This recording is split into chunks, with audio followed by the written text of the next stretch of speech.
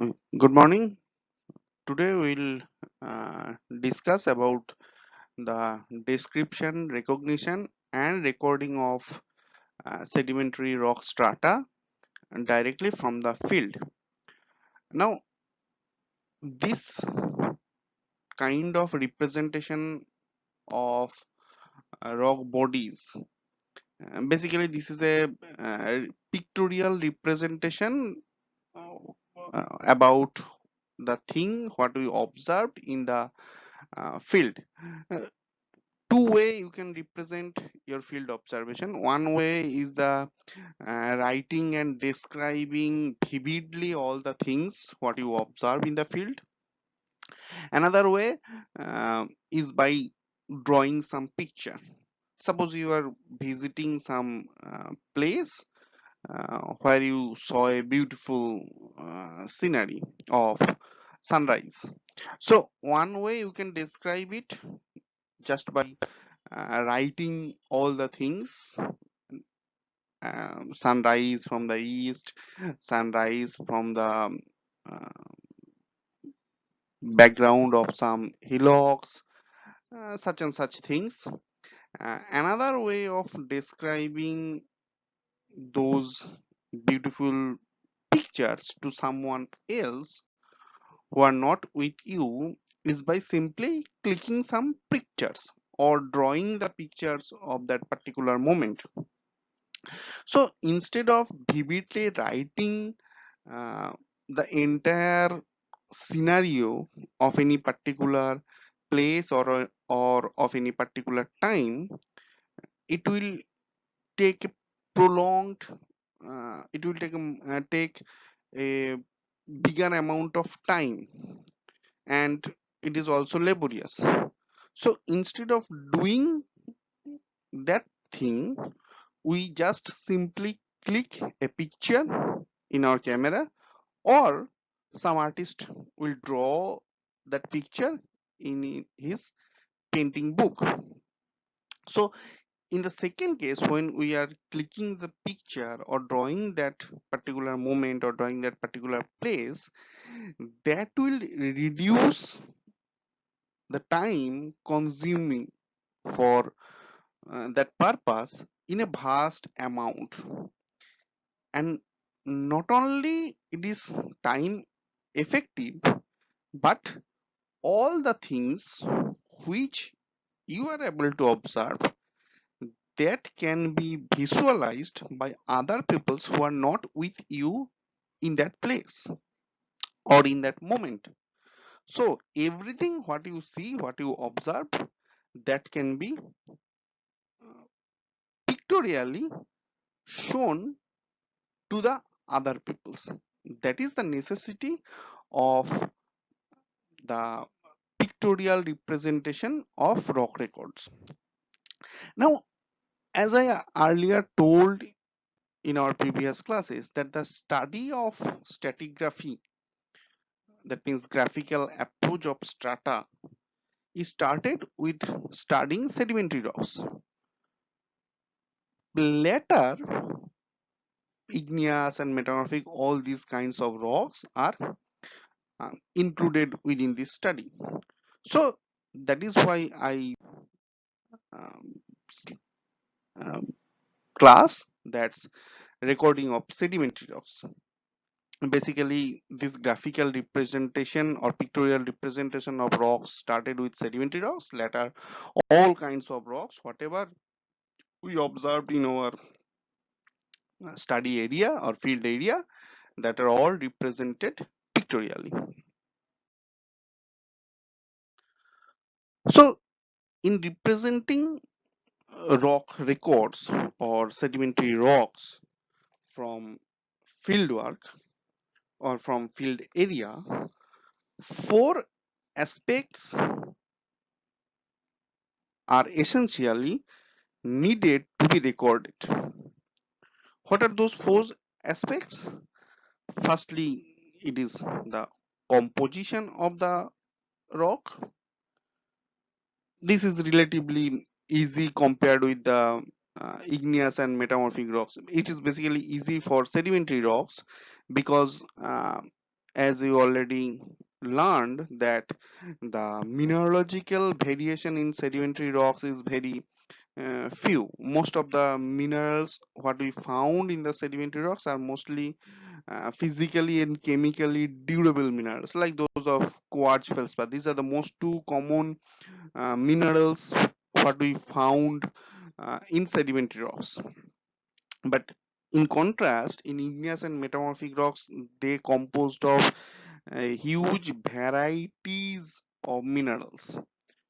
So, with respect to igneous and metamorphic rocks, study of composition in sedimentary rocks is uh, little bit easy. So, you have to note down the composition of the rock body for igneous and metamorphic rocks. Then also you have to note down the mineralogical composition what you observed in naked eye in the fieldwork. Secondly, the texture of the sedimentary rock. For sedimentary rock, that is particularly the grain sizes and their mutual arrangement, that is denoted as texture, and that we represent in our pictorial description of the rock succession of any area. Thirdly, the sedimentary structure. Whatever sedimentary structures are observed, particularly the primary sedimentary structures, those are very important for describing the geological agent which is responsible for formation of those structures, as well as those structures can uh, provide us or can inform us, can give us some information about the energy condition of the depositional medium and also the depositional environment condition.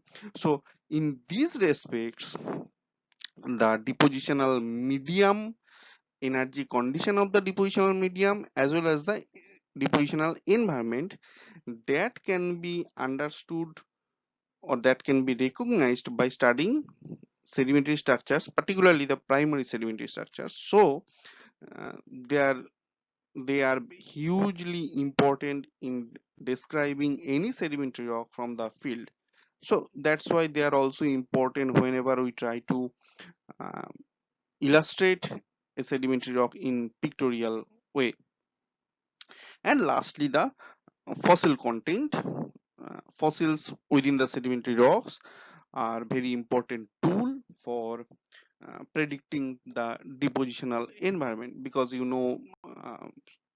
fossils are the remnants of ancient organisms. So the marine organisms, they are present with the marine sedimentary deposits.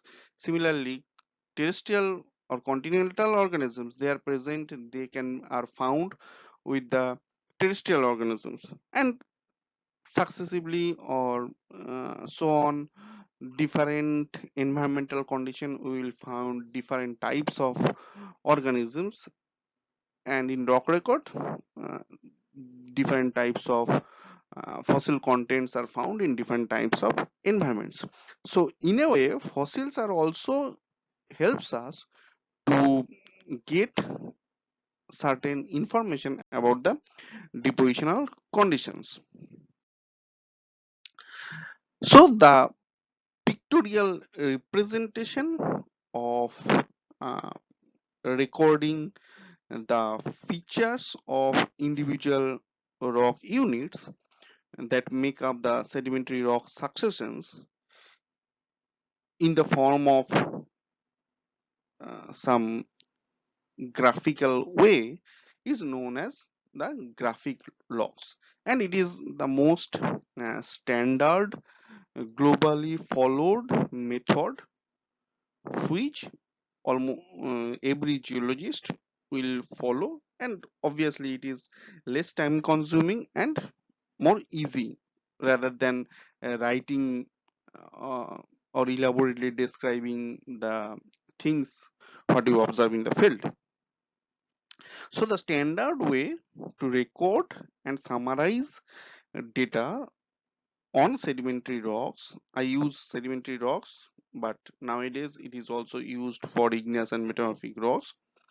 Uh, the standard way to record and summarize data on sedimentary rock successions is by using a graphic log. This graphic log is basically an idealized and pictorial summary of each of the sedimentary rock unit, that is each of the sedimentary rock layer are represented and carefully uh, drawn, carefully pictorially represented as they were laid down stratigraphically on top of each other. So basically we are following law of superposition. So you may not represent all the sedimentary rock layers haphazardly. You cannot do that. You have to maintain certain order, certain sequence, what is actually present in your field area. So what rock types you see one after other, one above another in the field, maintaining the same sequence, you have to draw the picture in your copybook. Now graphic logs have many advantages. That is why they are most acceptable way of representing a rock succession of any area. Now what are the advantages? Firstly, it will summarizes a lot of data. As I previously told you, it will represent your grain size. For sedimentary rock, it will represent your grain size, sedimentary texture, thickness of the layer, um, such and such things. Fossil content, obviously, major um, data which we observe most commonly in sedimentary rocks. But fossil is absent in case of igneous and metamorphic rocks. So all these things are represented in a single diagram for each and every layer, for each and every strata. So these are, we are getting more and more information in a single or in a simple diagram. Secondly, these graphic logs immediately give us an impression of the entire uh, rock succession. Suppose in your field work, you are going to a place, you saw a large hill. Now if someone asks you to describe the rock types of the entire hill, that will uh, take few numbers of pages as well as few hours or few uh, sometimes few days of times to elaborate all those things vividly. Instead of doing this, if you draw a graphic log of that hill, so at a glance you will get an impression what is your rock types present in the hill, how they changes from one rock type to another, and depending on the changing of rock types, you can interpret how the depositional environment, energy condition of the medium repeated or changes from one condition to another. How repetition can be identified? That is repetition of lithology. That is same rock types appeared repeatedly in your succession, in your column. So you can easily understand how things are changing, and you have to predict what is the cause behind this change. That can we also that is also easy for determining the cause of this change if you are able to observe the entire scenario of the rock record uh, at a glance. And lastly, these graphic logs are very much useful for testing and making correlations between different sections of different places of similar age. So suppose you are observing a succession in area A, another partner or another companion of you, another friend of you observing another succession in area B. Now, if those two areas represent same age, then by plotting or by drawing a graphical log of those two areas, it will be easy for anybody to correlate those two areas in terms of lithology, in terms of fossil content, and on the basis of that you can interpret how the uh, energy condition of those two areas, how the depositional environment of those two areas are spatially varies. So spatial distribution of rock types, how they vary with changing condition. Say for example, the same river Ganges, it will deposit different types of sediments in different course of its path, in different places of its path. What it deposit in its upper course, the nature of sediments, particularly the size of sediments, differs or vastly changes what it differs in its lower course. So from the size parameter, you can easily estimate that in the upper course of river Ganges, the energy condition was very high. So it is able to transfer those large size of sediments. Whereas in the lower course, the energy condition is very low. So the finer particles are only carried through the river water. Similarly, in the rock record, during same time interval, if you found different kinds of lithologies in two different uh, places, in two different areas, that indicates that your energy condition is spatially across space varies from one place to another. And you can very well understand that the flora and fauna are also changes with that variational energy condition, such as the flora and fauna what you found in the Himalayan terrain is not same the flora and fauna what you found in the beach areas. So depending upon the energy condition, your organisms are also varied, and that is also reflected in your rock record. Now there are some conventions which um, we have to follow during drawing a graphic log. Firstly, you have to take care about the vertical scale, this scale. So this is a representation of a graphic log, how it looks. This scale is known as vertical scale. The vertical scale, it basically represents the thickness of any particular layer, such that here this portion represents the thickness of this reddish layer in the field.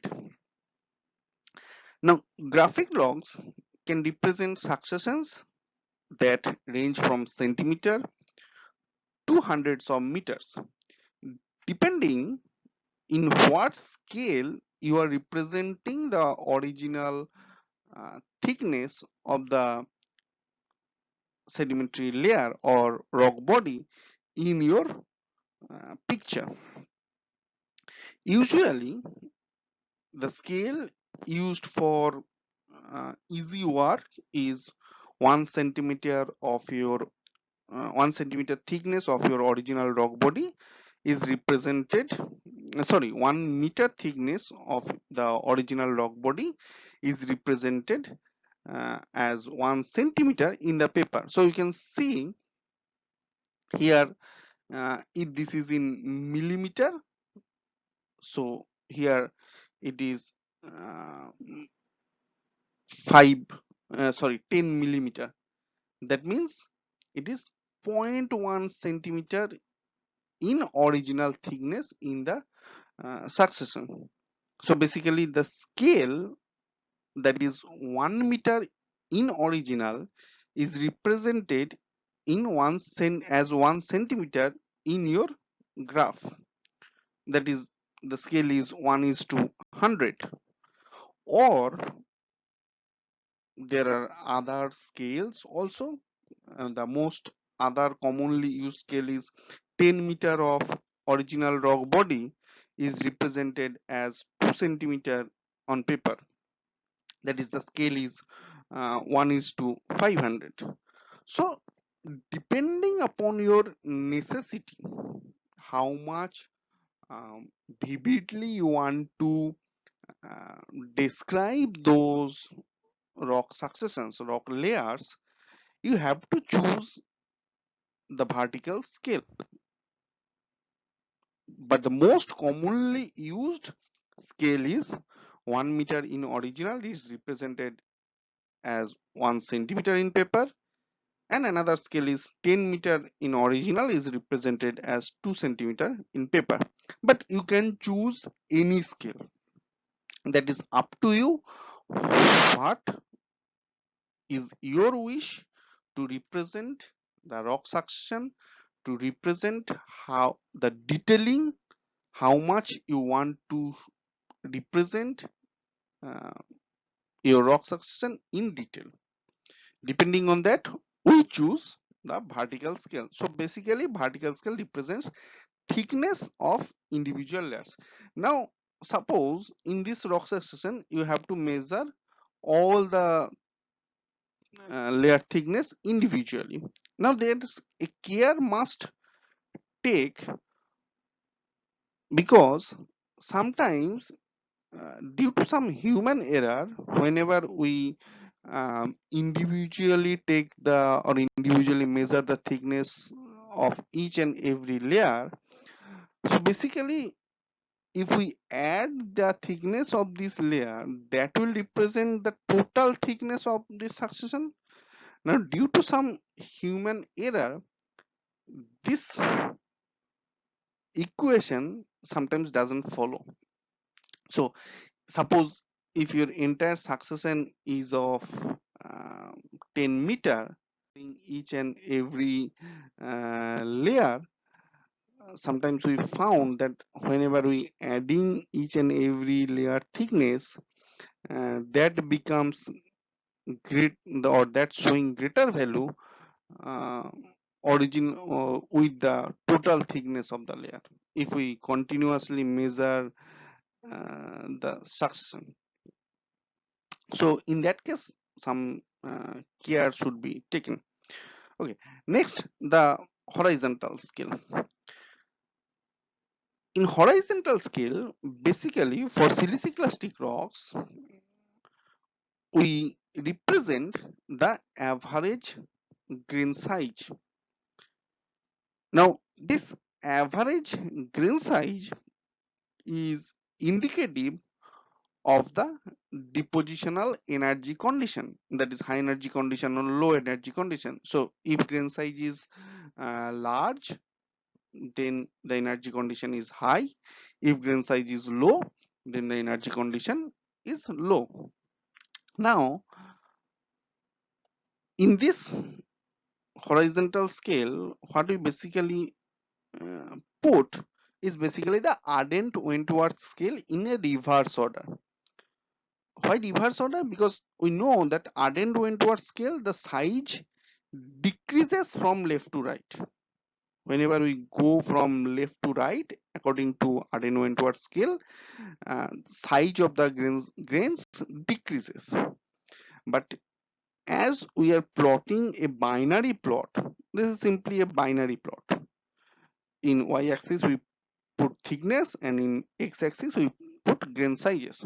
So in this binary plot, whenever we move from the origin along the x-axis towards right side, we basically plot, or we put uh, increasing size of grain size. So basically grain size increases from left to right in this graphic log.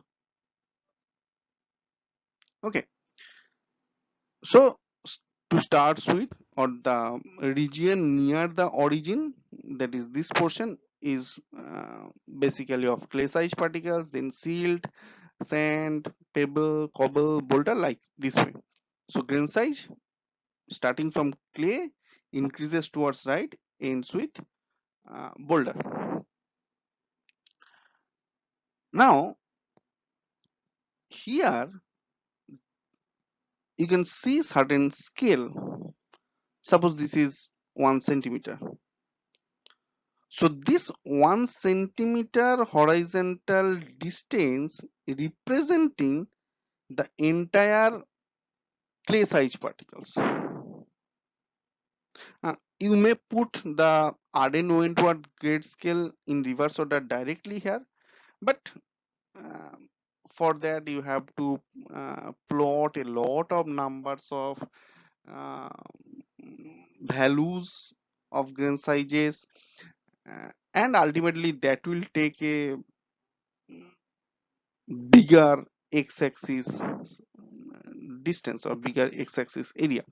So instead of doing that, as we as it basically is a field representation of sedimentary rock, basically this graphic logs, so in field it is very difficult to differentiate between a medium sand and a fine sand. So instead of differentiating a medium sand, fine sand and coarse sand, we simply uh, designate it as sand, simply designate it as silt, simply designate it as pebble. So thereby we take a fixed distance, fixed interval, and plot all the size classes. So this 1 centimeter distance, or 1 centimeter horizontal area along the x-axis represents the clay size particles.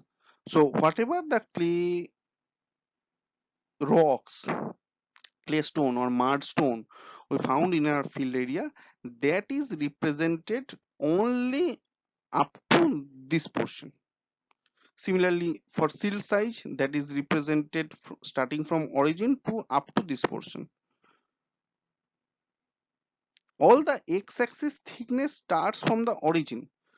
So for sand, the area is starting from origin to up to this. Okay, here you can see that this is up to pebble.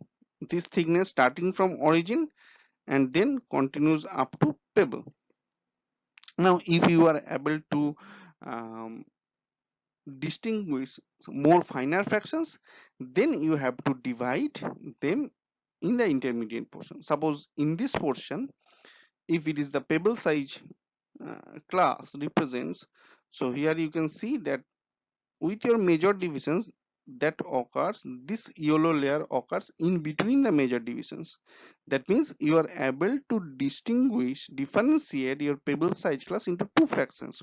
One are smaller fractions, one are little larger fractions. So depending on that, you divide the entire pebble uh, divisions into two halves. Up to this portion represents the smaller pebbles.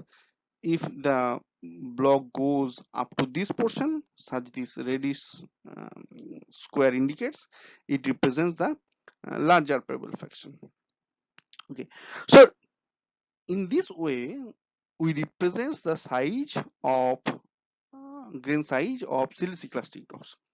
Now for carbonate rocks, thing is little bit complex because the size of the clast in carbonate rocks is not directly a function of the energy condition, but there are other factors also which influence the size of different allochemical components such as the bioclast, OIDs, paleoids, interclast. Their sizes is not only dependent on the um, energy condition, but some other factors are also responsible. So that is why for carbonate rocks, instead of plotting the grain sizes along the x-axis, we are plotting the mud content of the rock along the x-axis, and it is represented that as we move uh, towards right from origin along the x-axis, mud content is decreasing. So from origin to the right side of the x-axis, gradually uh, carbonate mud fraction decreases. Okay. Third factor which we represent in our graphic log, that is lithology. The rock types are represented by some particular designs, by some particular patterns in your graphic log, such as some steeples or some dots for sandstone, some bricks like design for limestone, in this way. So these are some conventional um, designs, some conventional ornamentation patterns which are followed globally for indicating the lithology of different sedimentary layers. Next is the sedimentary structures. Sedimentary structures are represented by either very um, idealized symbols, or if we are not aware of the specific symbol of any specific sedimentary structures, then simply we draw uh, the sedimentary structures what we actually observed in the field and uh, represent it in our graphic logs. Okay, so like the lithology in the previous slide, for sedimentary structures also there are some globally followed conventional sign values or patterns which are represented in the graphic log in the diagram.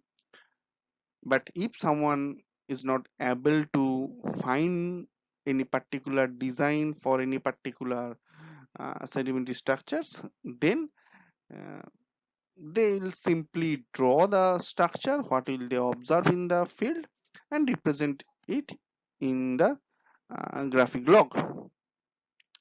So there are some particular designs like the tool marks. These are represented as cross, group cast, symmetrical ripple, asymmetrical ripple. So like this way, almost all the sedimentary structures are represented here by different designs, by different patterns.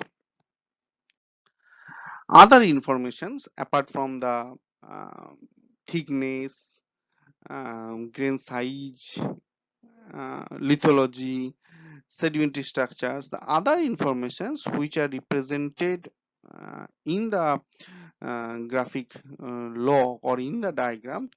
This is fossil content of the particular layer, the paleocurrent data if we found from any particular structure of each layer. Sequence stratigraphy, basically sequence stratigraphy means the change in sea level, that is whether sea level is increasing or decreasing with successive sedimentary layers, that are also recorded. And if needed, to illustrate any particular um, feature, any particular layer or any particular sedimentary structures, then some photographic evidences with proper scale are also incorporated with the rock column or rock succession in your graphic log method. And these are basically these accessory informations, this fossil occurrence, sequence, sea level increasing or decreasing data, paleocurrent, they are basically put into columns adjacent to the main log with the informations aligned horizontally with particular level that it pertains to. So basically these informations are drawn by the side of the original litho column, and these informations are recorded for each and every layer. So for each layer, all the along with the previous things, that is thickness, size of the grains, lithology, sedimentary structures, fossil content, sea level condition, paleocurrent data, if the photographic information, all these informations are needed to be recorded for each and every sedimentary layer, for each and every rock strata, rock layers. Okay. Now, what if we try to summarize the entire things? So before going to do or before going to plot some graphical log, what you need to be done? Firstly, you have to make some careful notes and measurements, particularly the thickness and grain sizes of each and every layer. Uh, Secondly, thickness is a very important factor, as I already told you. So whether it is a bed or it is a laminate, that can be only understand on the field. And not only that, sometimes it is observed that spatially the thickness of sedimentary layers, they varies.